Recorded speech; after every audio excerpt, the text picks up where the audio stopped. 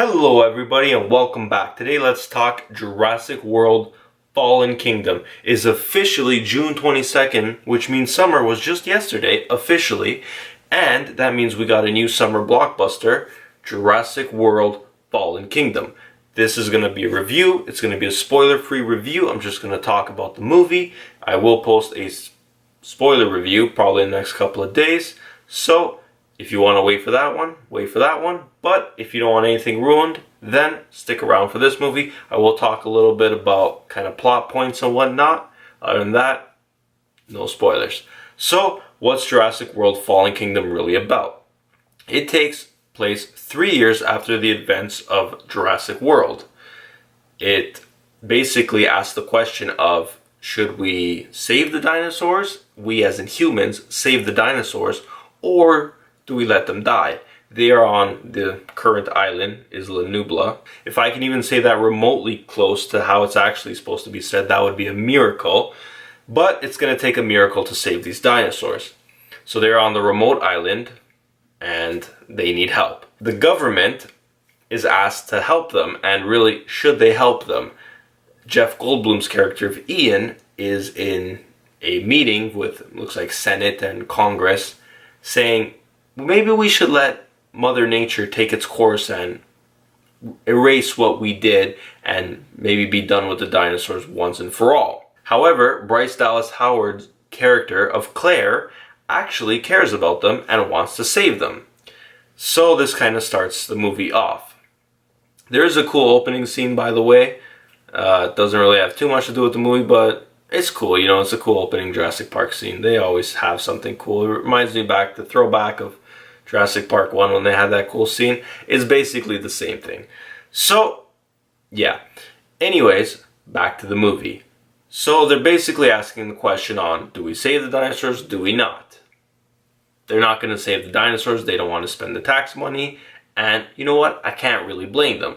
So, again, Claire's character decides to take charge and go start a rescue op team. So she's contacted by Mr. Lockhart, who was friends with John Hammond, the guy who originally opened Jurassic Park. So they basically fund the expedition. They go over there, and obviously Chris Pratt's character of Owen is recruited because Blue the Raptor is still alive. And there is kind of a team over there of military guys capturing them to bring them back safely. They then go over to the island and whatnot. And the movie takes a turn from there, and I don't want to talk any more about the movie because I'm going to give it away. So, basically, what did I like about this movie? I liked quite a few things about this movie, and I also didn't like quite a few things about this movie. The things I did like was definitely the beginning. The first half hour to 45 minutes of this movie is really, really phenomenal. I enjoyed it a lot. The next part to this movie takes a turn.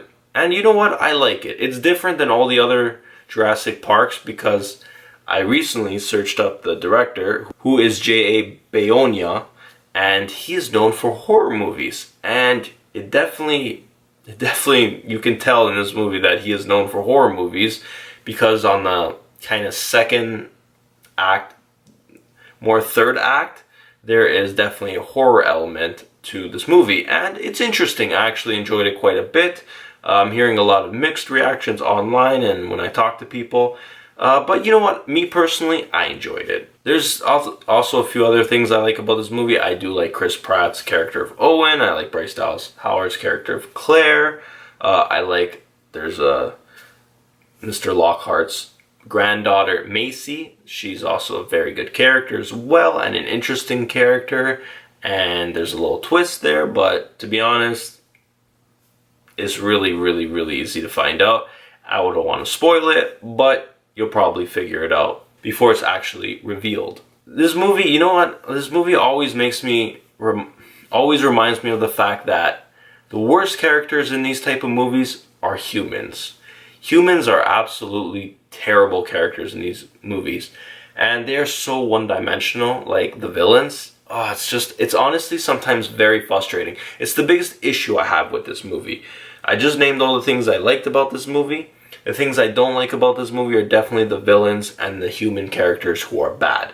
They're very very stereotypical, and it's really annoying.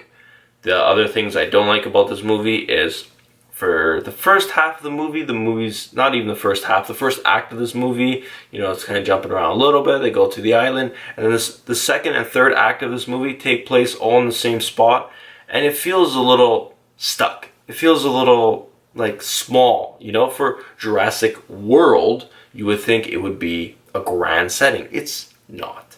And that is something I don't like about this movie. It feels very restricted in that sense. I don't want to give anything away, like I said, but the ending makes it look like it could, you know, build up to its name, Jurassic World. But we're going to have to wait and see exactly what happens. But that was one thing I did not like about this movie, is it definitely felt very stuck.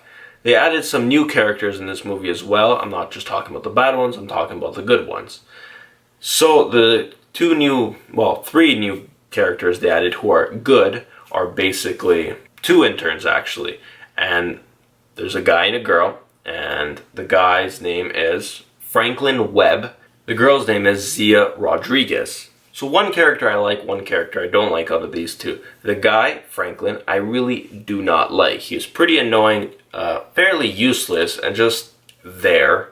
And basically hinders the rest of them quite a bit, and is kind of useless. He's useful only maybe in one scene. The rest of the time he feels pretty useless. And the girl's actually a good character. She seems like a strong, independent woman, and I like her. She has actually quite a bit to do. For the most part, they're not in the movie that much, and I'm okay with that, honestly. I could use a lot less him, maybe a bit more her, but that's about it. And then there's the little girl, Maisie Lockhart, the granddaughter of Benjamin Lockhart. And yeah, she's a good character. I enjoyed her. She's interesting and intriguing, and we're going to have to see what happens with her character in possibly the next installment of this movie. Overall, this movie is pretty good. It's a fun movie. Like, it's a popcorn movie. You know, you sit there, you got your popcorn, you got your soda, and you just have a good time. Yes, it's not the greatest movie ever. It's not the worst movie ever. However, I do like that with the newer Jurassic World installments, like, you know, Jurassic World and Jurassic World Fallen Kingdom, that they are vastly different. Some people may like this and some people may not like this. I could see why you would like Jurassic World and not like Jurassic World Fallen Kingdom, and vice versa. And you know what? I totally get both sides of that. I enjoyed both of these movies. Realistically, I enjoy most of the Jurassic Park movies. I really enjoyed the first one, the second one, and the third one's but these two I enjoyed better than those two sequels. So, you know what? It is what it is. It's a fun movie. Just go watch it. You'll have fun. I mean, if you can critique this movie all day long, and I don't want to do that. You know, there's a lot of little points in there where I'm like, you know, if this character just did this, or if this idiot, you know, there's a lot of that. There really is. And sometimes it gets a little frustrating. It does, you know, this wouldn't work if this character was such an idiot, or why are they doing that? Like, why? Like, it's just, some of that is very frustrating, but it is what it is. I mean, it's not perfect, but it's fun. I like it. Sue me. So, at the end of the day, what would I rank this movie out of a 10? I would probably give it somewhere in the neighborhood of about a 7.5. It's pretty good, you know, it passes, but it's nothing spectacular. It's definitely a fun movie. I'm intrigued by the ending of this movie more than I think the movie itself. I like the beginning half of this movie. I really like the beginning half. The second half, like I said, it feels very grounded and stuck and restricting, but you know, I gotta talk to you guys about it in my spoiler review, so make sure you tune into that when I post it. It should be interesting. I'd like to talk about this movie without ruining it for you guys, so I can't really go into any more detail there, but it's just a good movie. Go watch it. It's fun. If you're gonna go there and critique the movie, you're probably not gonna like it that much, but hey, no movie's perfect in my opinion. But this movie does a pretty good job, and it's definitely a good, fun summer blockbuster. And it should make well over $1 billion. So, I don't think there's going to be an issue, and I'm sure there's going to be a sequel. Anyways, guys, until next time, hope you enjoyed the video. If you did, give it a thumbs up. Remember to subscribe to the channel. And until next time, guys, see ya!